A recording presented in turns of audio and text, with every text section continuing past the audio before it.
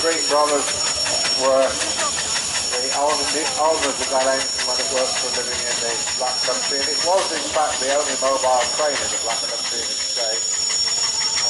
And they worked it 24 hours a day. Len Crane, who was a great fan, used to go and see it about 3 o'clock in the morning, lifting stuff over the foundry.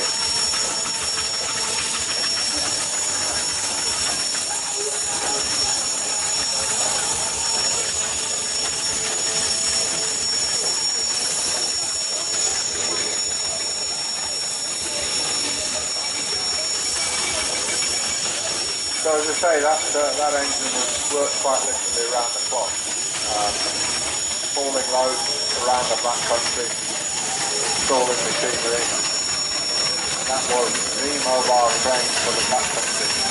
You'll see on the side of it there, on the top of the motion plate, is a round green disc, and I can't actually read it from here, but that is probably a county licence plate, because before national licensing came in 1921, each county, each district had their own license system. So wherever you wanted to operate, you had to buy a license for that county.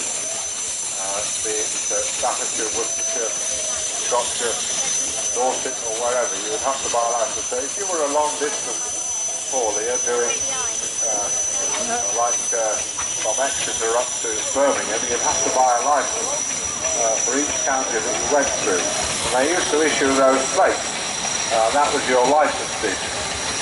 And then of course in 1921 the government latched onto the idea that the main roads would be nationally maintained and that would be funded by car licensing. And ever since then, of course, as the motoring public, we've been ripped off because licensing now pays for just about everything except decent roads. So there's motors here off for a run round, just stretching a leg. That engine will lope along at 15-18 miles an hour without too much trouble, especially running light engine like that. When you look at it going away, as I am at the moment, of course you realise how wide that engine is, well over 9 foot wide, which means that when you're in town, you've got to be a bit careful picking your route through the Suffolk Islands, things like that, because you're quite a bit wider than the normal trucks of the day.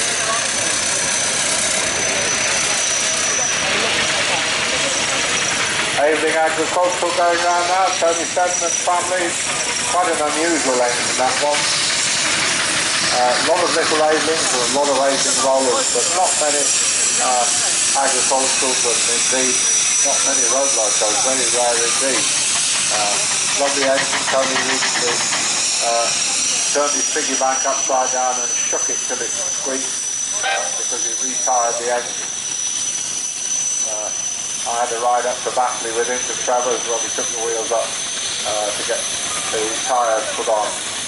To get those wheels tired, you have to take the whole wheel to the company and they wrap the rubber on the wheel and then they put it in a thing called the mortar clay. I think he's going to back onto the load and then we might well find that lightning is going on as the tray saws. So we'll wait for a report. Mr. Langley's in charge of getting the job organised there. Very interesting piece of kit going around there. That is the Army's latest recovery vehicle. I can't find my notes on that. I had quite a lot of notes when that came last year and I've lost them. But that is fitted with what's called a rotator crane, underlift gear at the back, and a something great big winch. Quite capable of recovering almost anything that the Army has, except for a main battle tank.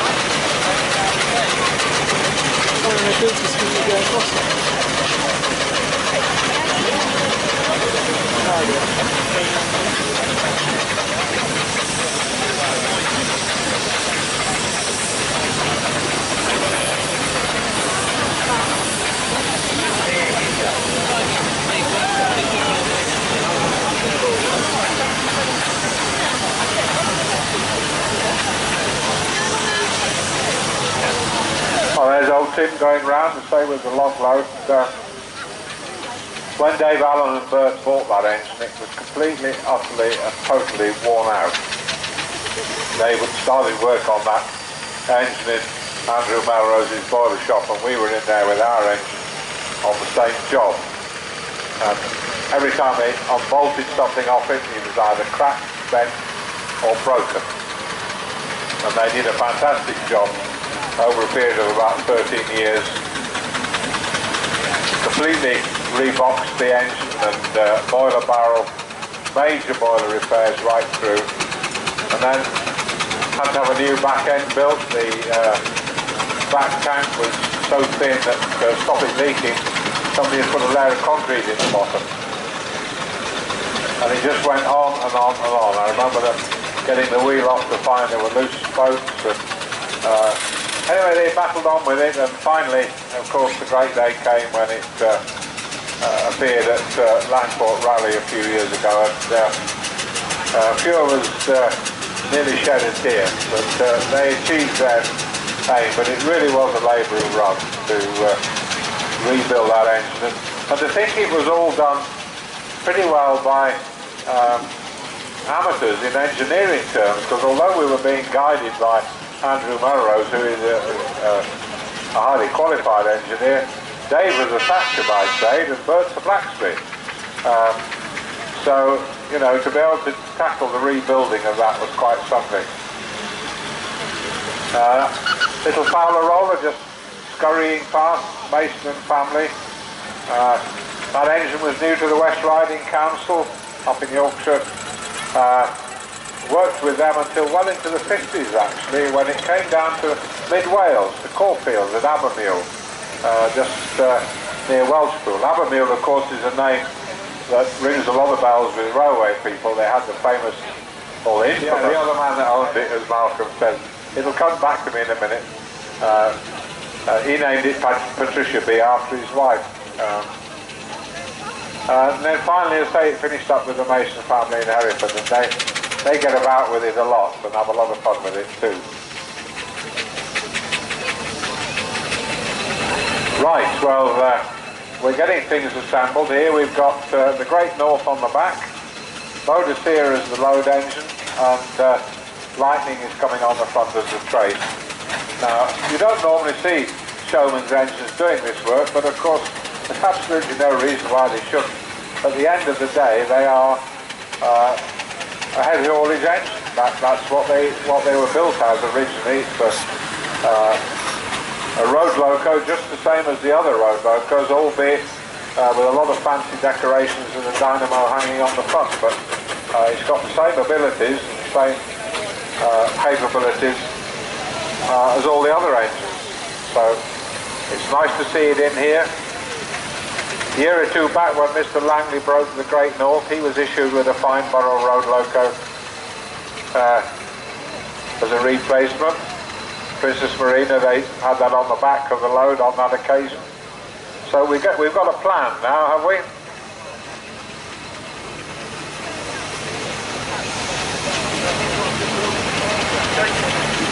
Yeah.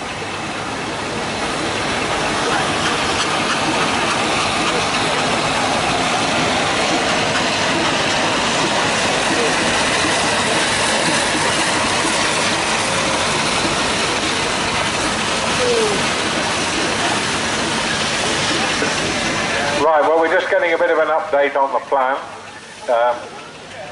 We've got quite a young crew on board for this trip. Jamie Godwin on Lightning, young Les Searle, Les number 3, because we've got 3 Les Searles here. We've got Father and Les number 2, and then Les number 3. So the youngster is driving the McLaren, and young Wes Leonard is driving the Great North on the back. And we also have 2 gentlemen who are going to steer the McLaren, who just bought an engine, bought an 8-horse McLaren, but they haven't had the opportunity to try it yet. So I fancy they may get educated a little bit when the trip gets underway. And of course, the thing about this is it's all perfectly safe, and all these lads who are driving, whilst they're young and relatively inexperienced at this sort of work. They do know how to drive an engine, they do know how to control it, so should anything go wrong, the equipment is in good hands, but there's no substitute for experience. So these lads will get away and we'll see how they get on. So the plan is once round the bottom, then up the hill.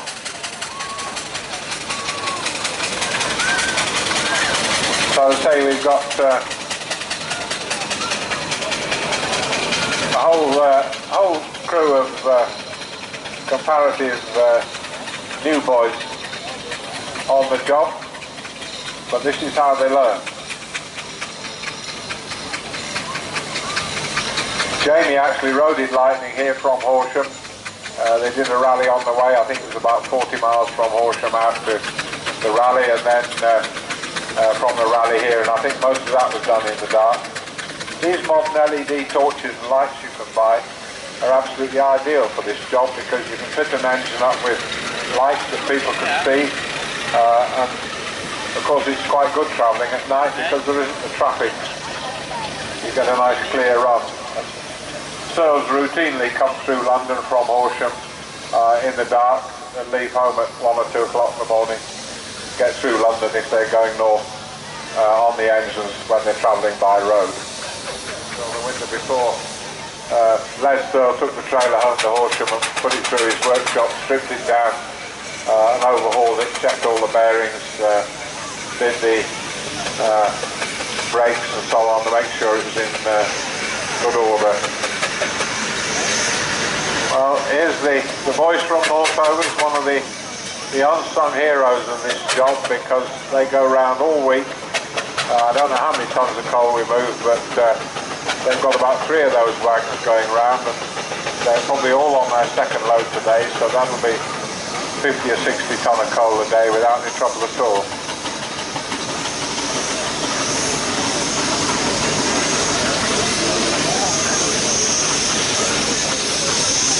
You'll notice the McLaren is built quite differently to the other engines, because they all have the coal in the back, and to get on you climb up the side and through a hole in the side, but with the McLaren you've got those round trucks on the back.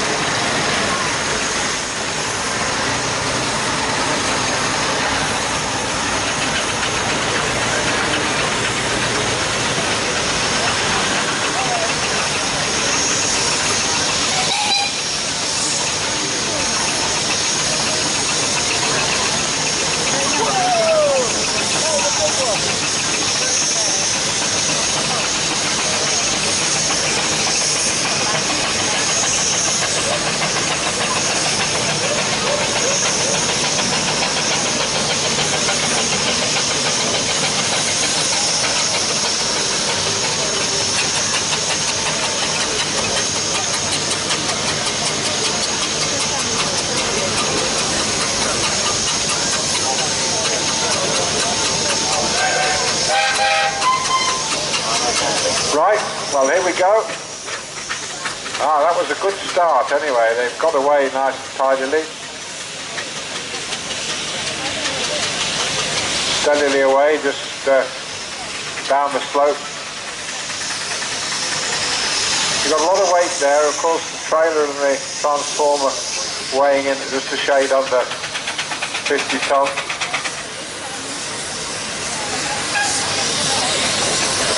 Let's just keep it, Wes will have the brake on the back there. He's winding the brake on the Fowler, because you try and do as much braking from the back as you can. Helps to keep the whole load straight.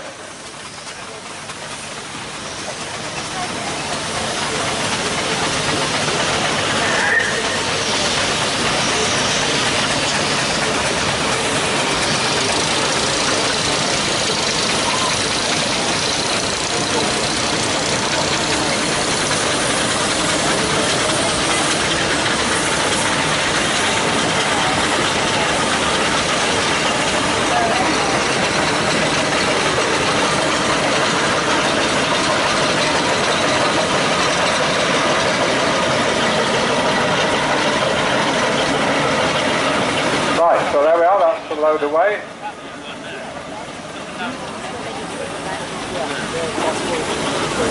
I think they said they're going to do one round on this part of the arena, then they're going to go straight for the hill, aren't they? That's the plan, yeah. We're also joined by General Goff there, that Forest Showman, so that's a scenic showman. When I was young, back in the year Doc, that engine used to reside at Whitchurch near Bristol. Wow. And it was owned by Jimmy Miller, Miller's Jimmy Miller, yes, Miller's Oil, yeah. He was a character. Because one day I used to be involved with a carnival club, and we were always doing things. And one of the things we did that particular year was an entry called, the club was called Buccaneers Carnival Club. And we did an entry called Buccaneers Golden Gallopers. And one of our members was a very good friend of the Coles family. I think it was Percy Coles that he knew. And he managed to borrow a horse from Percy. And we had his permission to recast these horses in fiberglass, and they were cast to full size. I think we made 10 of them, and it was done under the agreement that they would not be cast and sold for gain. Once what we'd made was cast, then the moulds and everything else were destroyed, which they weren't. And we built this entry which had like an organ down the middle of the cart, and either side were the gallopers, and the gallopers all went up and down like they would on a fairground ride. But they were fiberglass, you could walk around with a horse just tucked under your arm, no problem. But when we wanted the music, the authentic music, we went up there and looked at his organ and everything else, and tried our utmost to record his organ in his shed. He used to have a shed up there. So he had like there was like a huge bus garage where he was, and he used to get there as well then. And then I went to the Cheddar Tanks engine rally, which took place about 1971, 72, just before the fuel crisis. And the engine was down there. You're not listening, are you? I'm hanging on your every word. I shall ask questions, Dave, and I'll tell Jake you haven't been playing fair. Oh, all right. And I was watching the load coming on to see who was doing all the work, actually. But I was listening, just the same. I don't know what earth they got on the Great North at the back, or the Great Noise. Soot, isn't it? It's what you call smoky, isn't it? Well, this is always the way that they do this job. You have a run around the bottom and see if everybody's fire's in good order and everything as it should be, and then go to the hill.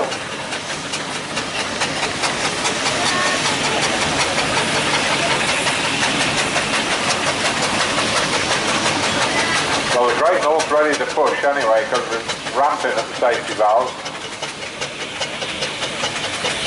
It's no good firing up now, young Les, it's too late. You should have done that 20 minutes ago. Young Les is reaching for the shovel on bonus here, but he might be just filling a hole in the fire. But of course, you've got to think ahead with a job like this. If you're out on the road and you know you've got a hill coming, you start firing up about 10 minutes, quarter of an hour before you get there. The Great North is blowing off well at the back, lightning is blowing off, so they're ready. It will soon stop blowing off when they get going up the hill. Then you get a heat surge at the top, don't you? And it all starts off again. Yeah, they all go blow off like mad then.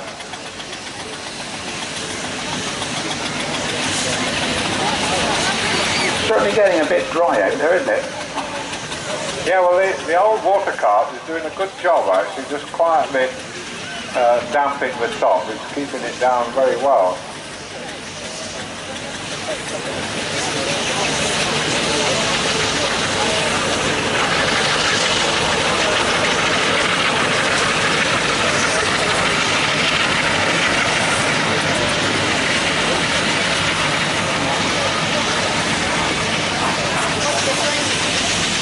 Hurry up, Mrs. Searle, you're missing all the excitement. Your little boy's on bonus here. She looks worried.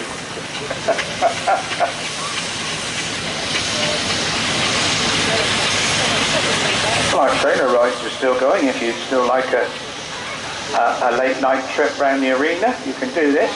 It'll cost you £2, and all the money that's raised goes to charity. It's £2 for adults, £1 for children, and the proceeds of the charity rides go to Julia's House Hospice. So they do help to look after children and anybody else that needs their help.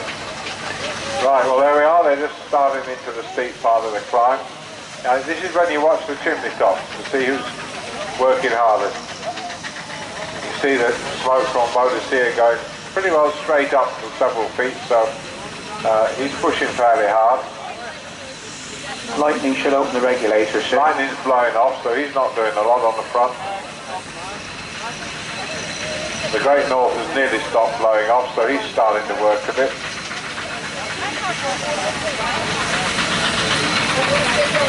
I know you can't see because they parked in front. Oh, but I can.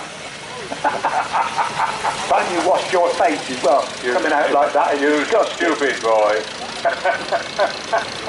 At least never mind, his mother loves him. We know you haven't been up to mischief on the way round because your face is still clean.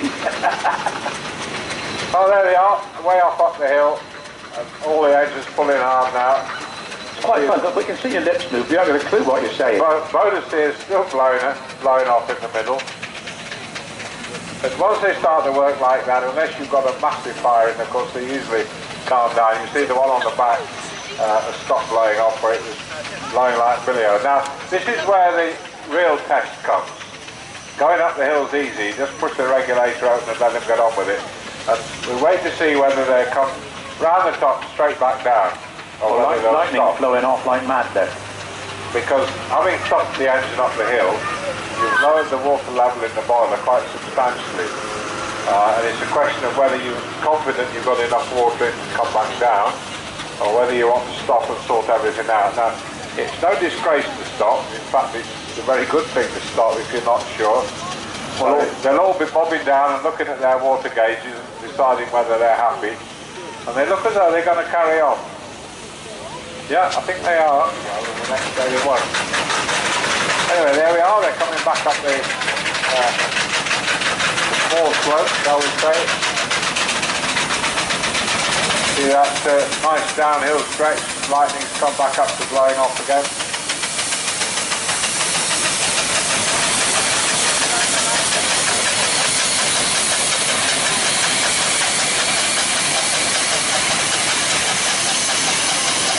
Spread it around there. One of the downsides of having this nice Welsh coal that doesn't produce too much smoke, of course, is you can't see very well what's going on as far as which engine's working. And if you go on YouTube, which I do a lot, and find some of the things that people have posted of railway locos working, particularly when they're tackling the banks in the southwest, Rattray and Dayton and places like that, and look at the engines as they come towards the bank, and look at the colour of the smoke.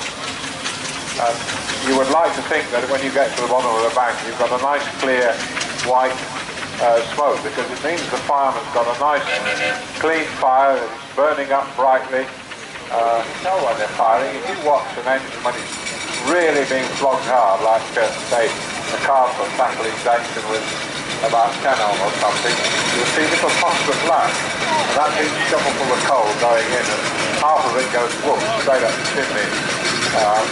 So the fireman furiously feeding it to keep his fire up.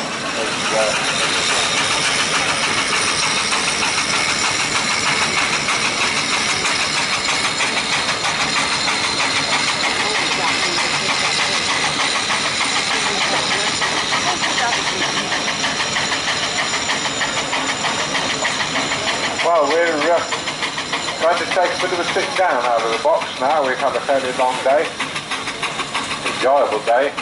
I hope you've enjoyed it as well, and hope we've managed to explain a few of the mysteries of the steam engine and the different sorts as they've gone around. I'm going to have my tea. So things will go on. Oh, the load's off again. They're going to have another go.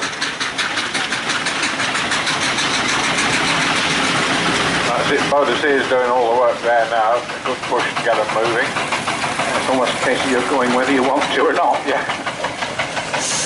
Oh, it's the brute strength, that engine. It is just an extraordinary piece of kit. Les rebuilt the upper works on that a couple of years ago. We were down at his house, and the piston and piston bob out of that engine for the low pressure cylinder was more than I could pick up. It's a hell of a piece of metal. And you imagine that lot going backwards and forwards about 3 times a second when the engine's in full swing. Activities will go on in the ring until probably dark at least, so stay and enjoy it. Trailer rides are going on still. What are you thinking just now, just glancing out there like you do when you sort of tend to switch off? That basic principle of a piston going up and down and the connecting rod and the crankshaft, it hasn't really changed for over 100 years, has it? No, absolutely not, Malcolm. You're absolutely right. Oh, you've made my night. No, it's the same basic principle. It's just been refined and adapted. Yeah, you go back to the sort of beam engines and Charles Watt and all that sort of stuff, standing with his spoon and the boiling kettle. And, yeah. I think the one that fascinated me most of all, only for a quick ramble, was the Newcomen beam engine that was up at the Black Country Museum. Have you ever seen that one? yes. When that's going, you think, blimey, it's going to shatter the wall out of that engine house. Donking up there. Anyway, you were saying? Yes, well, I was winding up really. Hey, I hope you've enjoyed it, and we've entertained you a little bit. I hope the engines have certainly entertained you a lot anyway. You're always welcome to come back tomorrow, because we'll do it all again tomorrow. And again on Monday. We can go home on Tuesday. And then we go home on Monday feeling a bit depressed because, well, it's all over. Getting towards winter then, that's the next job. Yes, they always lulled you into a false sense of security this year because all the fruit, apples, nuts, berries and everything, hedges are laden with it more than you can eat. So in a few weeks' time, there's nothing. Anyway, there we are. So it's time for us to say goodbye. And we hope you've enjoyed your day at the show. You've had the pleasure of attending the biggest show in the world of this sort. We hope you've found things that you've really enjoyed, and you'll come back and see it all again perhaps one day. So, it's good night from me. And it's good night from him. Good night. Cheerio.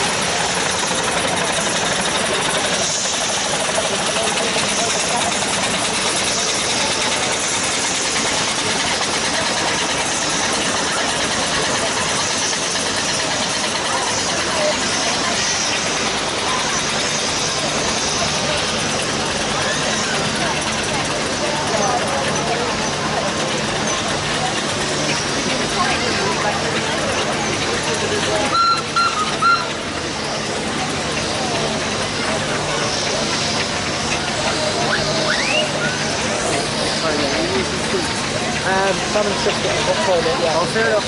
Yeah. Sorry. That's all right, no problem.